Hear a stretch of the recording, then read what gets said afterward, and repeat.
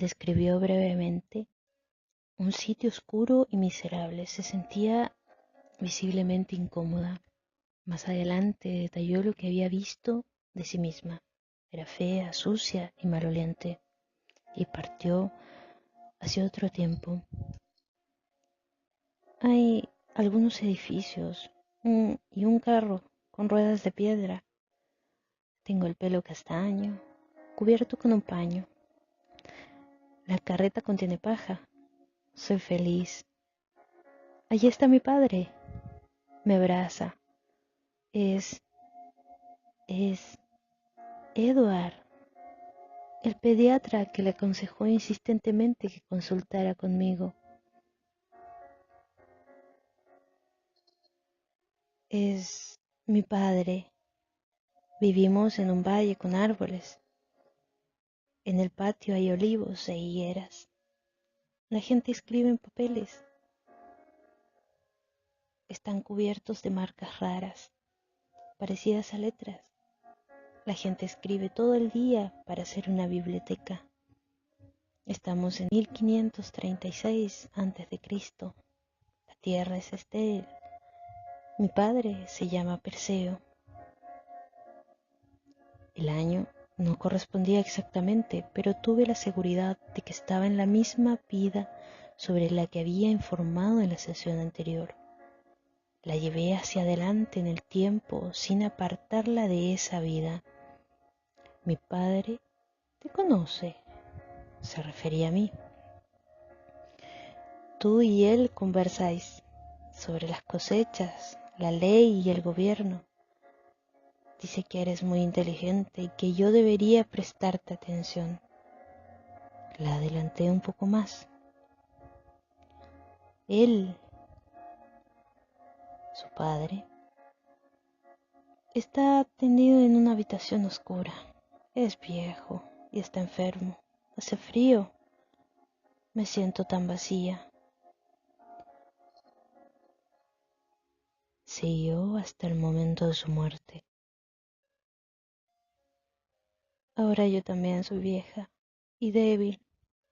Allí está mi hija, cerca de mi cama. Mi esposo ya ha muerto. Mi yerno está allí y también sus hijos. Hay muchas personas a mi alrededor. Esa vez, su muerte fue apacible, flotaba. Eso me hizo pensar en los estudios del doctor Raymond Moody sobre las víctimas de experiencias de casi muerte. Sus sujetos también recordaban haber flotado antes de verse atraídos a otra vez hacia el cuerpo. Yo había leído ese libro varios años antes. Tomé nota mental de que había releerlo. Me pregunté si Catherine recordaría algo más allá de la muerte, pero solo pudo decir, floto, nada más. La desperté y di esa sesión por terminada.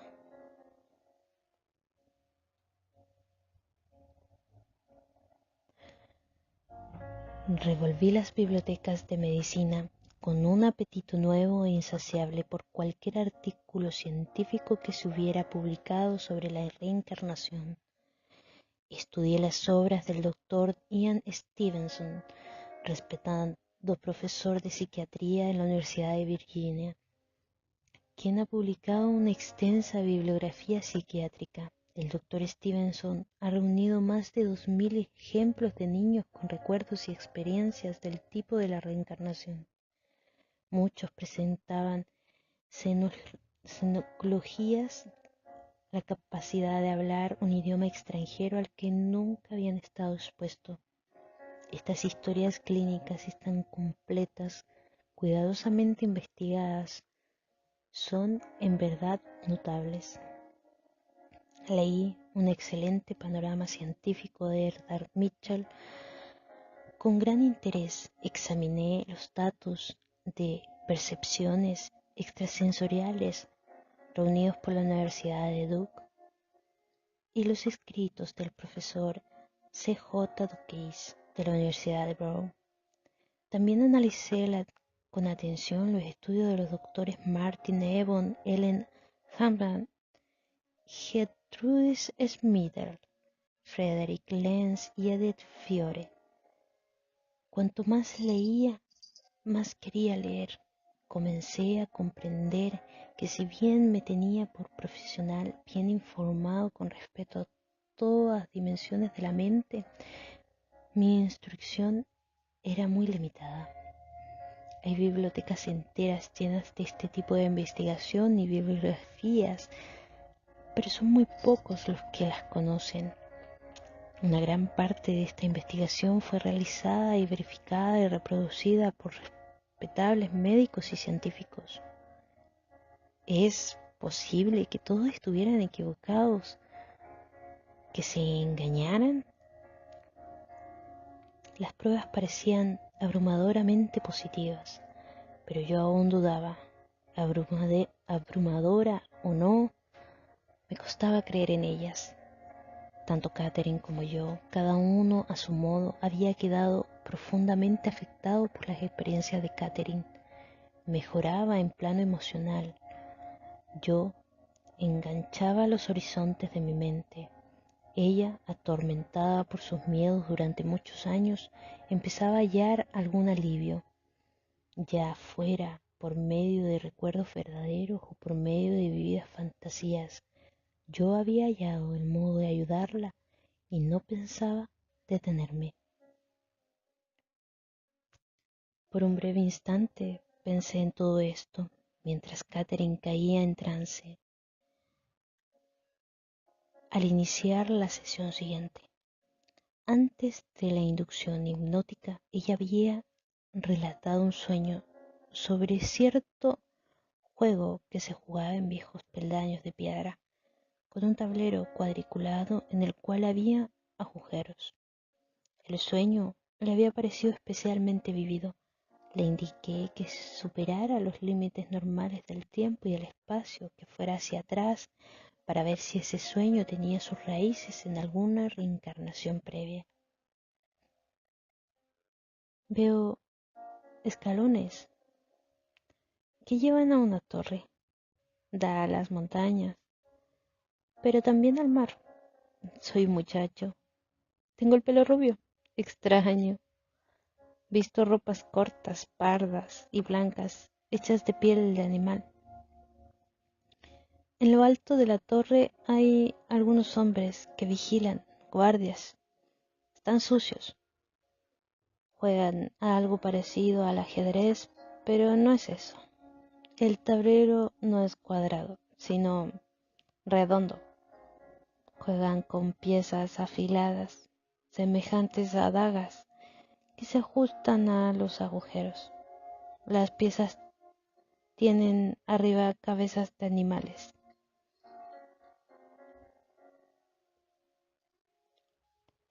Territorio de Kirustán, en los Países Bajos, alrededor de 1473. Le pregunté el nombre del lugar donde vivían y si podía ver o oír el año. Ahora estoy en un puerto marítimo. La tierra desciende hasta el mar. Hay una fortaleza y agua. Veo una cabaña. Mi madre cocinando en una olla de arcilla. Me llamo Johan. Avanzó hasta su muerte. A esa altura de nuestras sesiones yo aún buscaba un único y abrumador suceso traumático que pudiera causar o explicar sus síntomas actuales. Aun si esas visualizaciones notables y explícitas eran pura fantasía, y yo no habría podido asegurarlo. Lo que ella creyera o pensara podía aún servir de base a sus síntomas. Después de todo, yo había visto a pacientes traumatizados por sus sueños. Algunos no lograban recordar si un trauma de infancia se había producido en la realidad o solo en un sueño, pero su recuerdo todavía los obsesionaban en la vida adulta. Lo que aún no me apreciaba del todo era que el constante martilleo diario de las influencias socavadoras, como las críticas mordaces de un progenitor, podían causar traumas psíquicos incluso peores que un solo suceso traumático. Esas influencias perjudiciales puestas que se funden en el entorno diario de la vida son aún más difíciles de recordar y exorcizar. Una criatura criti- criticada de manera constante puede perder tanta confianza y autoestima como quien recuerda haber sido humillado en una horrible ocasión especial. El niño nacido en una familia pobre, a quien diariamente le falta la comida en cantidad suficiente, puede sufrir con el tiempo los mismos problemas psíquicos que quien experimentó un único episodio importante en el que estuvo a punto de morir de hambre por casualidad.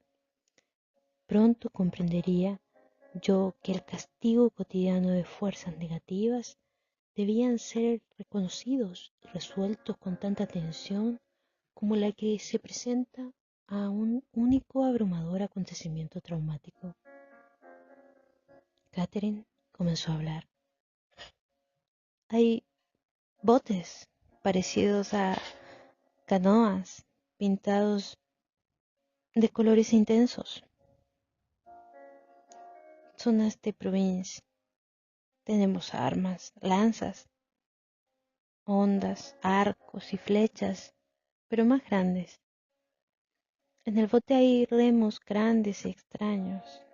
Todo el mundo tiene que remar. Quizás estamos perdidos, está oscuro, no hay luces. Tengo miedo. Nos acompañan otros botes. Una incursión de ataque al parecer. Temo a los animales. Dormimos sobre sucias y malolientes pieles de animales. Estamos de exploración. Tengo zapatos extraños como sacos, atados a los tobillos, hechos también con pieles de animal.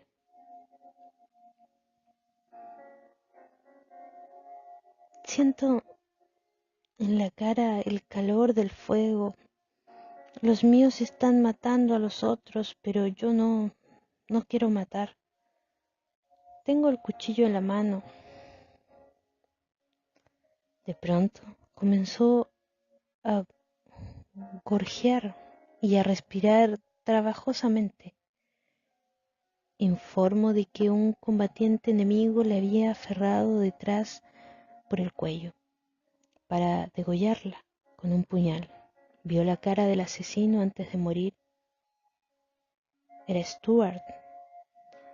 El aspecto del hombre era diferente, pero ella sabía que se trataba del mismo. Johan había muerto a los 21 años. Luego se encontró flotando por encima de su cuerpo y observando la escena de abajo se elevó hacia las nubes. Perpleja y confundida, pronto se sintió atraída hacia un espacio diminuto y cálido. Estaba a punto de nacer. Alguien me tiene en brazos, susurró lenta y soñodoradamente. Alguien que me ayudó en el nacimiento.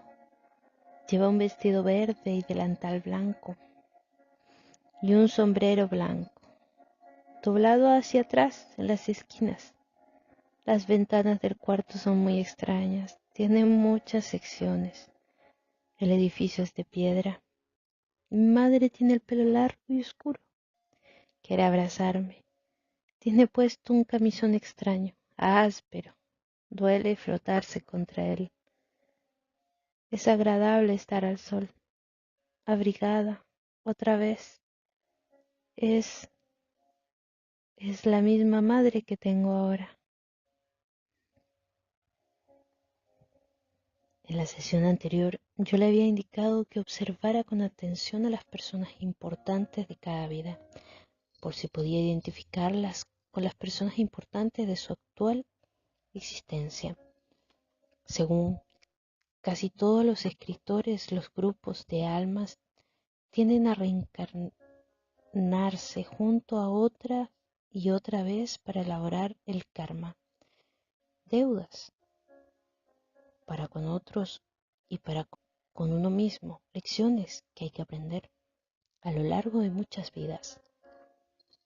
En mis intentos de comprender ese extraño y espectacular drama que se desplegaba en mi tranquilo y penumbroso consultorio, sin que el resto del mundo lo supiera, yo quería verificar esa información. Sentía la necesidad de ampliar el método científico, el que había utilizado rigurosamente en los 15 años de investigación previa, para evaluar ese curiosismo material que emergía de los labios de Catherine.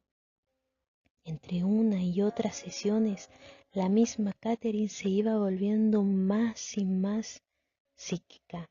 Tenía intuiciones con respecto a personas y acontecimientos que resultaban acertadas. Durante la hipnosis había comenzado a anticiparse a mis preguntas, sin darme tiempo de formularlas. Muchos de sus sueños tenían una inclinación precógnita y una o adivinación. En cierta ocasión en que sus padres fueron a visitarla, su padre expresó muy grandes dudas sobre lo que estaba ocurriendo. Para demostrarle que era cierto, ella lo llevó al hipódromo. Allí procedió a indicar el ganador de cada carrera. Su padre quedó atónito. Una vez demostrado lo que ella deseaba, tomó todo el dinero que había ganado y se lo entregó al primer pobre con quien se cruzó al salir del hipódromo. Sabía por intuición que los poderes espirituales recién obtenidos no debían ser utilizados para obtener recompensas materiales.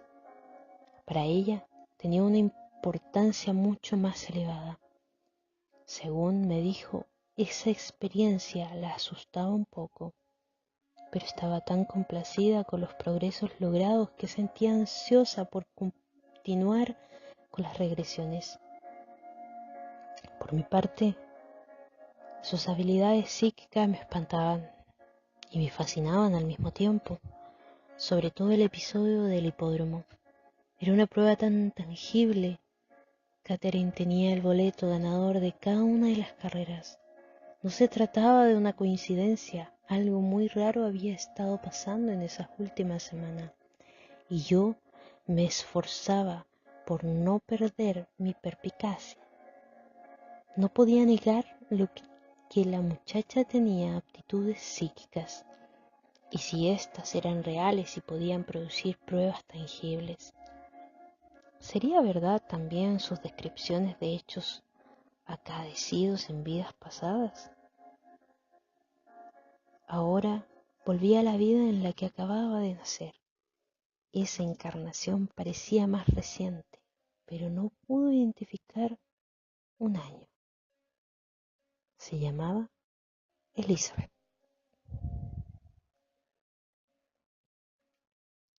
Ahora soy mayor, tengo un hermano y dos hermanas.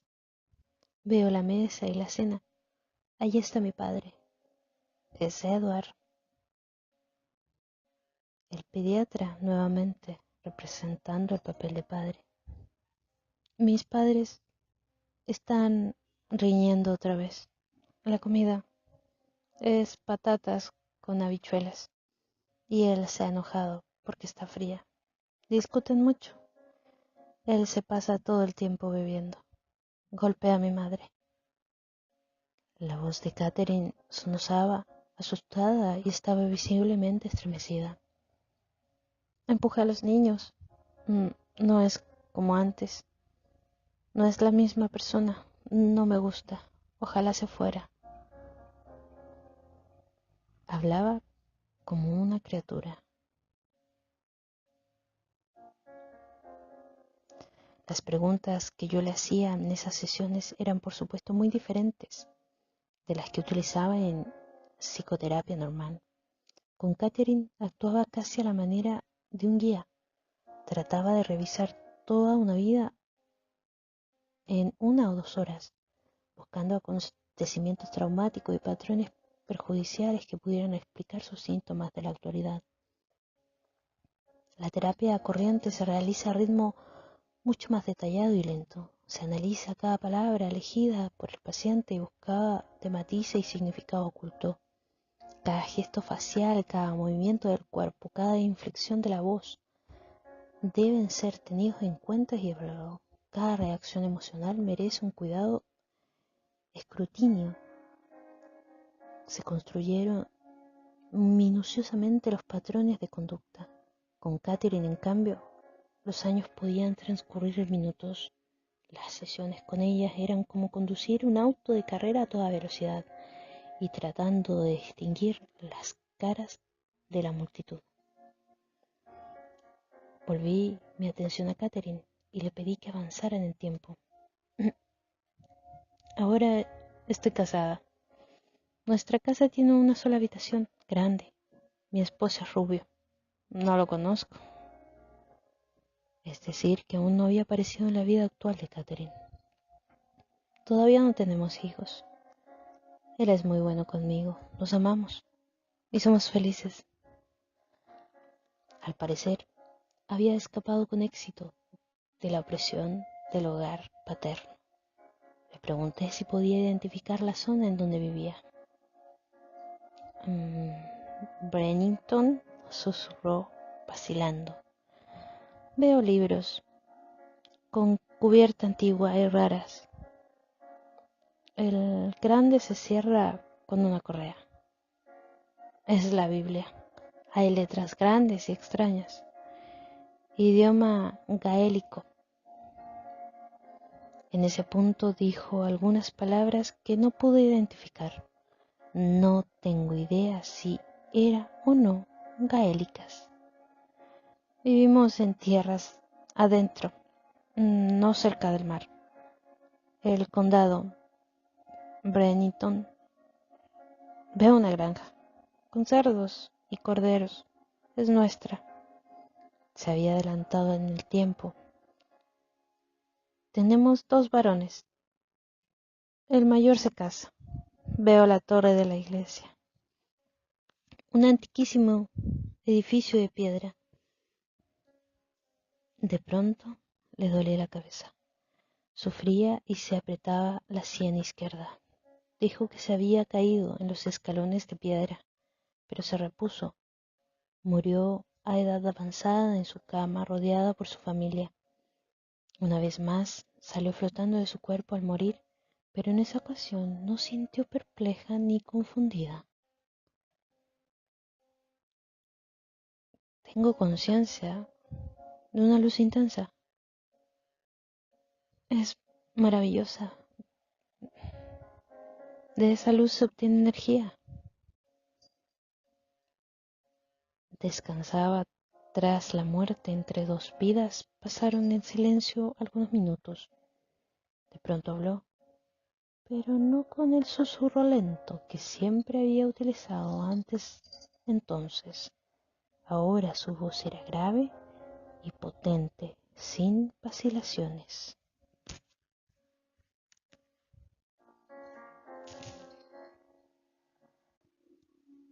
Nuestra tarea consiste en aprender, en llegar a ser como dioses mediante el conocimiento.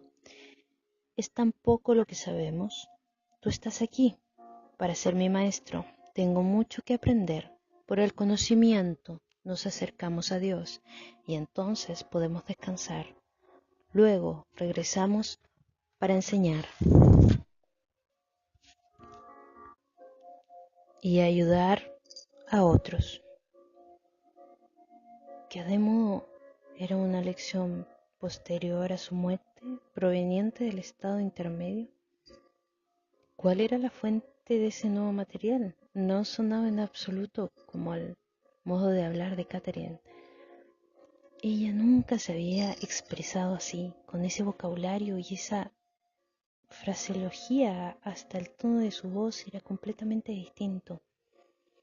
En ese momento no comprendí que si bien Catherine había pronunciado las palabras, no discurría personalmente las ideas. Estaba transmitiendo lo que se decía más adelante. Identificó como una fuente a los maestros, almas altamente evolucionadas que en esos momentos no estaban en un cuerpo.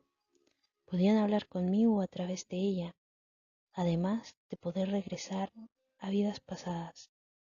Catherine podía ahora canalizar el conocimiento del más allá, bellos conocimientos. Yo me esforcé por no perder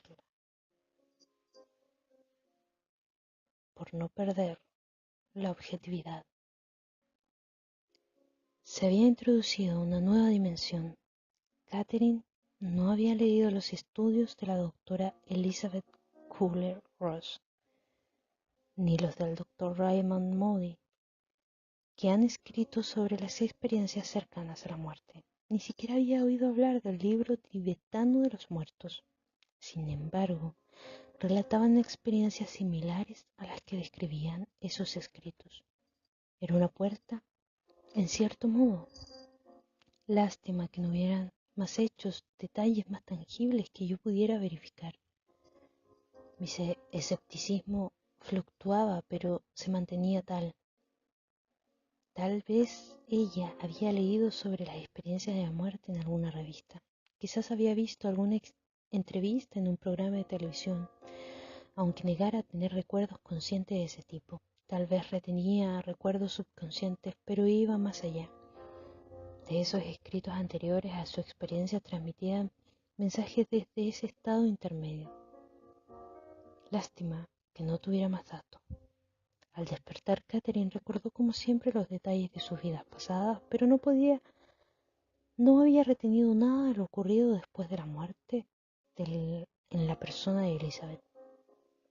En el futuro, jamás recordaría detalles de alguno de los estados intermedios, solo podía recordar las vidas. Por el conocimiento nos acercamos a Dios. Estábamos en el camino. Veo una casa blanca, cuadrada, con un camino de tierra enfrente. Hay gente a caballo que ya viene.